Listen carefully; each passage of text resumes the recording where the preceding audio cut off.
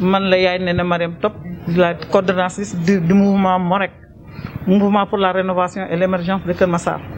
di wax ne bu baax di gërëm le président Macky Sall ci départementalisation bi mu defal ñu ko ci gërëm di ko sant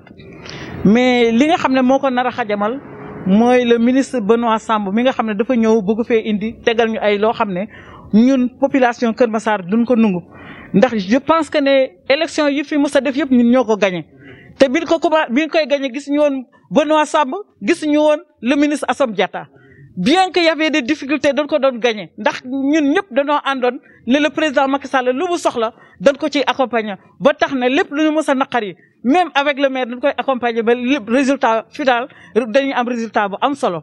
kon boog bëgguma xalaatuma ne bu Benoît Sambou war naa mën a ñëw taxaw imposer ñu ay le ministre Assome Diatta mi nga xam ne bi mu fi ñëwee en 2019 rek la fi ñëw ñun 2012 à nos jours le président Omar Top bi mu fi ñëw en 2015 ñëpp xam nañ ko à côté de la population di social di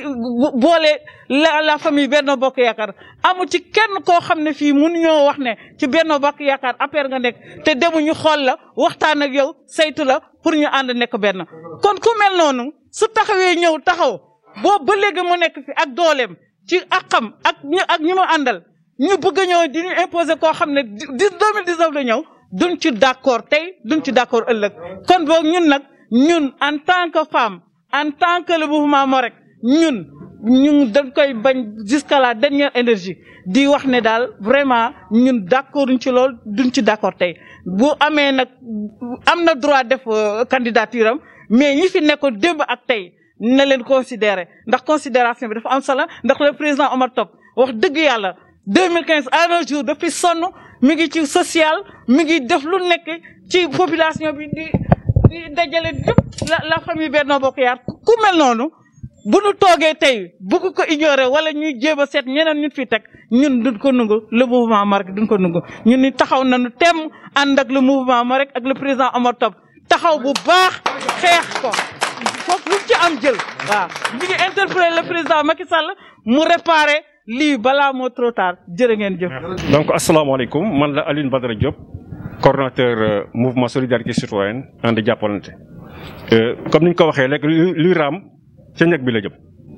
te vraiment lii suñu président di monsieur Omar Top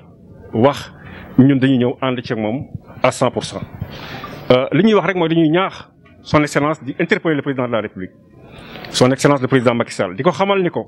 lii nga xam ne moom le ministre d'État Benoît Sambou bëgg a def ça ne passera pas à Keur Massar Nord. parce que mënuñu ko accepter ndax du ñu nekk ay responsable fii depuis Dekling Ngor ànd ak ñi ñu àndal muy Benno Bokk Yaakaar di liggéey di xeex ba tey ñu ñëw bëgg a parachuter koo xam ne tey mi ngi soog a ñëw bëgg vraiment parachuter koo xam ne dafa bëgg a ñëw pour mu jox ko récépissé Keur Massar Nord kooku nag ça ne passera pas te duñ ko nangu. looloo tax nag ñu ñëw ànd ci invitation bi nga xam ne son le président Omar Top def nañu ko muy MOREC ak MOREC ñu ñëw ànd ak moom pour vraiment xeex bi invité nag ñi nga xam ne ñoo entité yi bokk Benno Bokk Yaakaar yëpp da nekk Keur Massar te gëm le président de la République ñu taxaw soudé-wu dans un seul bloc xeex ba nga xam ne Keur Massar dañu koy jël teg ko ci loxo président Macky Sall je vous remercie.